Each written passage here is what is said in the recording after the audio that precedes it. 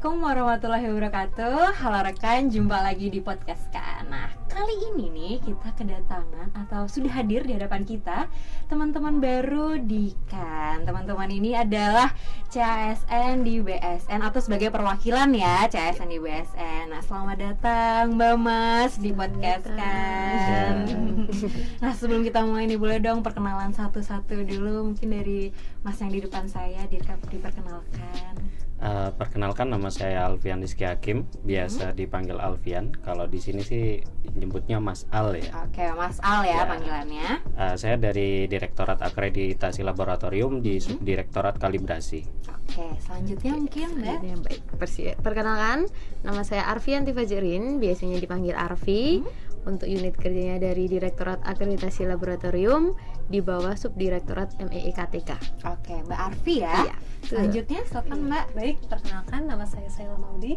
Untuk panggilannya di sini bisa Maudi atau Saila juga. Oke. Ya, saya sama juga sama teman-teman yang lain dari Direktorat Akreditasi Laboratorium di bawah Subdirektorat P3K2L. Oke, jadi lengkap ya masing-masing dari kalibrasi, MEIKTK dan P3K2L. Betul ya, Mas Al, Mbak Arfi, Mbak Saila.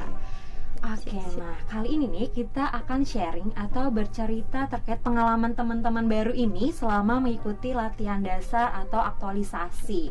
Nah, jadi latihan dasar ini adalah latihan dasar yang wajib dilakukan oleh CASN sebelum menjadi ASN seutuhnya, begitu ya, betul ya.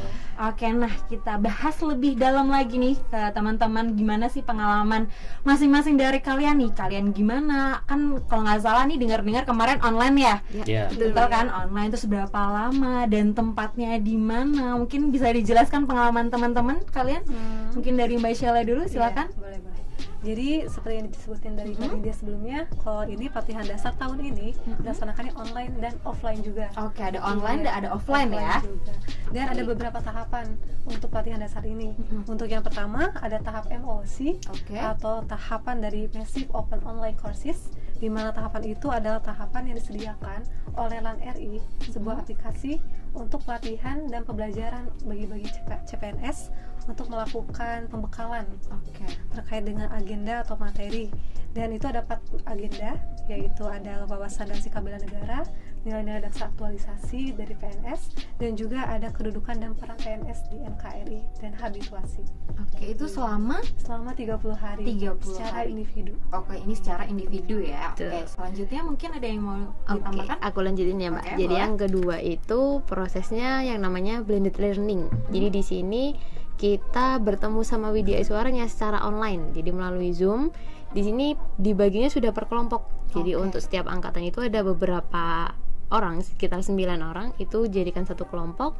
Kemudian ada Widya Iswaranya, dan di sini kita diberikan suatu tugas-tugas di mana tugas-tugas tersebut setiap harinya harus dikumpulkan oleh kami, seperti itu. Jadi untuk melengkapi dari proses latsar ini kita harus mengerjakan setiap tugasnya. Oke, ini berapa lama juga? Ini 1 bulan? sekitar 1 bulan juga sih 1 sama. bulan. Tapi bedanya ini individual, Iya, ini berkelompok betul ya. Untuk sekali. waktunya sama-sama, jangka waktu 1 bulan 1 Yes, bulan. Mungkin betul. dari Mas A ada yang ditambahin juga atau gimana? Untuk kegiatan setelahnya itu kan untuk pelatihan dasar itu sebenarnya kita itu disuruh cari isu atau mungkin masalah ya yang ada di unit kerja. Itu sebenarnya tugas utama kita yang dibikin nanti semacam laporan. Kalau dari kayak yang anak-anak fresh graduate itu kita bikin skripsi lagi lah. Jadi kayak gitu. Nah, setelah tahap dari blended learning tadi kita melakukan aktualisasinya, kegiatan yang utamanya di unit kerja kita diberi waktu sekitar 1 bulan. Setelah dari itu nanti ada kegiatan lagi namanya kayak klasikal, di mana dalam kegiatan itu kita disuruh menginap di asrama.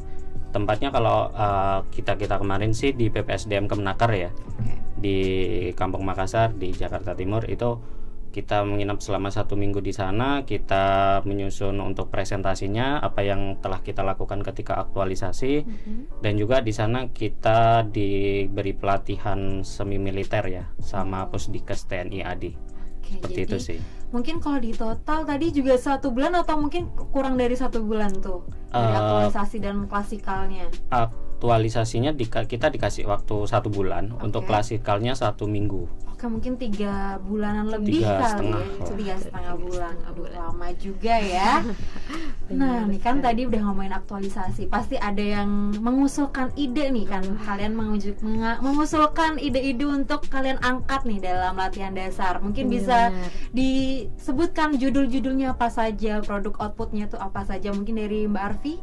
Oke, untuk produk dari aktualisasi ini sendiri, kalau punya saya berjudul pemetaan dengan menggunakan fitur My Maps untuk berdasarkan produk uji, metode uji dari laboratorium batubara terakreditasi. Jadi karena saya dari MEKTK, maka dikhususkan untuk unit kerja di MEKTK. Jadi diambilnya yang batubara seperti itu, Mbak.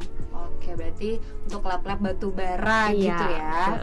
Mungkin selanjutnya Mbak Saila. Iya, baik. Karena saya di bawah dari P3K2L, tentunya ide ini didiskusikan dulu dengan mentor di P3K2L.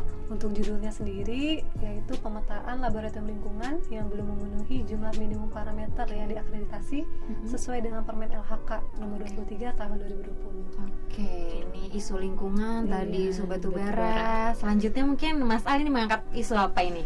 Kalau dari aku sih judulnya ya optimalisasi penyebaran informasi untuk dokumen KAN U08 khususnya di laboratorium kalibrasi. Ini kalau dari aku sih, aku kemarin itu bikin brosur sama bikin podcast tentang klasifikasi ruang lingkup yang ada di dokumen KAN U08. Oke, jadi udah bikin podcast duluan ya. Oke, jadi ini kalian mengusung tema-tema yang ada di Direktorat unit kerja masing-masing ya, seperti contoh di kalibrasi di MEKTK maupun di P3K2L. Oke. Nah, tadi kan judulnya udah keren-keren banget nih, ada yang batubara, lingkungan, KAN U08 nih. Apa sih manfaat yang kalian dapat nih dari ide-ide kalian ini? Terus boleh nggak diceritain alasannya kenapa kalian mengangkat ide tersebut? Ayo, siapa dulu nih? Mas Al dulu mungkin. Tadi kan ada cewek-cewek duluan nih, sekarang cowok sekalian. Kalau di aku manfaatnya karena kan gini, ini kan dokumen baru ya, bukan dokumen baru sih, lebih kayak ini ada revisi dari dokumen KAN U08, di mana di dokumen tersebut tuh di lampirannya khususnya di laboratorium kalibrasi itu masih secara lingkup garis besar, jadinya kayak pemetaan alat-alatnya yang lebih terperinci itu masih belum ada. Nah, maka dari itu aku membantu tim dari Direktorat Akreditasi Laboratorium itu membuat brosur dan juga podcast untuk menginformasikan tentang detail dari ruang lingkup tersebut. Oke, berarti membantu mensosialisasikan gitu ya, betul. Agar semuanya tahu kalau ada KAN U08 ini. Betul, itu mungkin juga. Dari Mbak Arfi dan Mbak Sela secara singkat mungkin? Kalau dari punya saya sendiri sih Mbak, itu manfaatnya lebih ke stakeholder sih. Jadi kan selama ini kalau mau cari lab itu kita harus buka di website dulu nih, dan satu-satu kan bukanya. Nah, biar lebih gampang, jadi ada pemetaan di mana nanti lab bisa langsung buka dari peta itu. Seperti itu sih. Jadi mempermudah stakeholder aja. Khususnya untuk tadi ya, yang diangkat adalah lab batubara. Mungkin selanjutnya Mbak Sheila. Iya, baik. Kalau untuk manfaatnya sendiri ini bisa untuk dari klien dan kitanya juga internal. Tapi terutama untuk kliennya, yaitu laboratorium lingkungan sendiri. Jadi nanti setelah dari hasil pemetaan itu kita melakukan sosialisasi yang sudah dilaksanakan. Jadi kita melakukan refreshment dari Permen LHK itu biar mereka bisa mulai paham kembali dan harus mempersiapkan terkait kebijakan-kebijakan yang telah ditentukan di Permen LHK itu sendiri. Ini justru kayak pemberitahuan dan sosialisasi buat lab-lab lingkungan. Baik rekan, seru sekali kan pembahasan kita kali ini. Jangan kemana-mana setelah jeda berikut ini.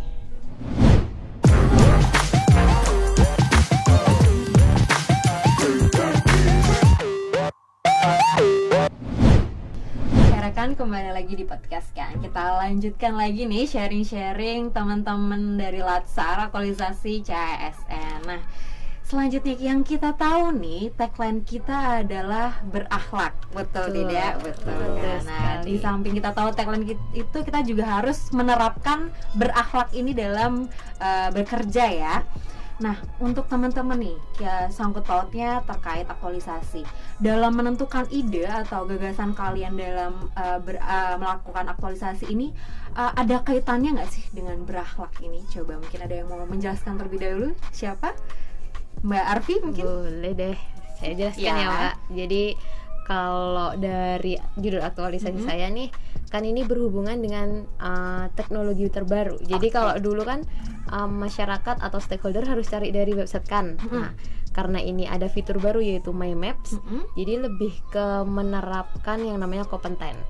Jadi kita harus belajar lebih lagi terkait tentang fitur My Maps ini. Selain itu bisa juga menerapkan atau mengimplementasikan adanya adaptif. Jadi kita harus bisa melihat kayak sekarang kan teknologi udah maju nih. Nah, dari situ bisa juga diangkat dari adaptifnya, seperti itu sih. Baik, jadi yang dipakai kompeten dan adaptif. Selanjutnya mungkin Mas Al.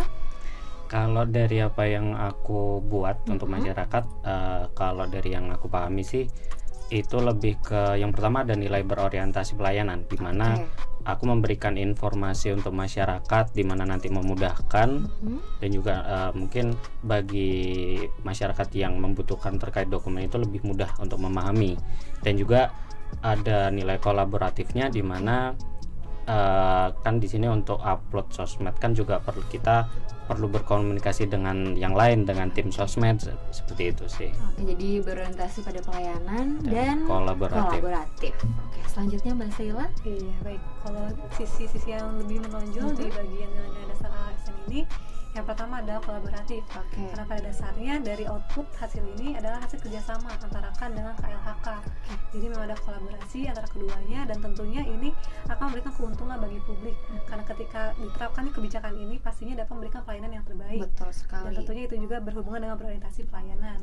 Dan kemudian juga kompeten. Ini dari sisi dari setiap masing-masing CPNS, karena di sini kan akan meningkatkan kompetensi diri. Bagaimana caranya untuk dapat menjadi seorang analis di sini. Proses akreditasi. Jadi banyak ya tadi berorientasi pelayanan, kemudian kolaboratif juga, dan kompeten. Berarti emang harus ada berakhlaknya ya, karena kita kan ASN. Betul tidak? Nah, kan tadi kurang lebih 3 bulan ya, total 3 bulan setengah yang kalian menjalani latihan dasar ini. Nah, dalam rentang waktu 3,5 bulan ini ada nggak sih tantangan atau hambatan yang kalian hadapi selama ini? Mungkin keluh kesahnya bisa disampaikan ya. Mungkin bisa dulu dari Mbak Sheila. Mungkin untuk keluh kesah atau kendalanya terutama di manajemen waktu. Karena kan ini sebelumnya belum terbiasa ya dengan pekerjaan yang di sini, belum begitu paham. Tentunya harus bisa mereview dan mempelajari. Dan ada juga aktualisasi yang harus dikerjakan. Jadi bagaimana caranya bisa memanage waktu dengan baik dan disiplin terhadap waktu yang telah ditetapkan. Tapi aman kan ya? Aman, alhamdulillah. Selanjutnya mungkin Mbak Arfi. Ya, kalau dari saya sendiri mungkin saya lebih menonjolkan ke proses waktu habituasi. Jadi ketika mengimplementasikan gimana sih caranya buat My Maps-nya itu gitu. Jadi untuk kesulitannya sendiri sih mungkin karena lampirannya kan tadi berdasarkan produk metode uji ya kan. Nah, metode uji dari setiap lab pasti banyak nih. Jadi untuk mengubah dari lampiran yang sebegitu banyaknya harus dirubah ke Excel, mungkin itu sih yang memerlukan waktu yang lumayan banyak juga, terus effortnya juga lumayan tinggi di sebelah situ sih, Mbak. Tapi hasilnya memuaskan kan? Alhamdulillah. Mungkin dari Mas Al tantangannya? Kalau dari aku overall nggak ada masalah. Waduh, bener, nggak ada masalah. Harusnya ini kayaknya terbaik nih kayaknya. Cuma gimana nih?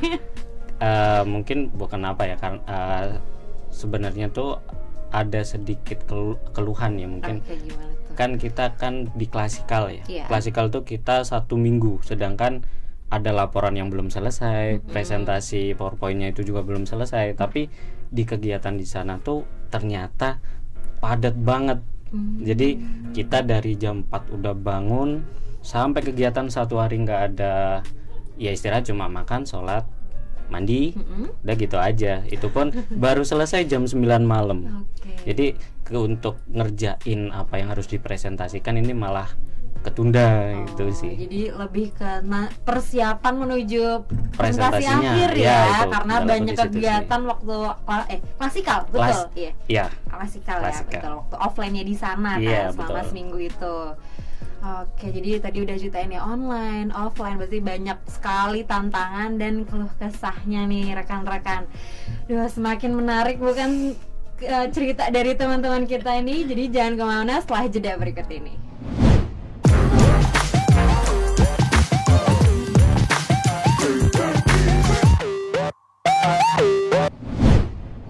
Oke kan, kembali lagi di podcast kan. Kita lanjutkan lagi ya ini ngobrol-ngobrol sama teman-teman CASN. Nah, selanjutnya nih kan kalian sudah bercerita kegiatan kalian, judul kalian yang kalian angkat di aktualisasi. Mungkin kalian ingin menyampaikan kesan-pesan atau kalian ingin memberi semangat nih khususnya untuk DIT AL atau Direktorat Akreditasi Laboratorium, atau mungkin untuk teman-teman kalian yang nonton ini, mungkin kalian mau menyampaikan sesuatu. Dari siapa ya, Mas Al dulu mungkin.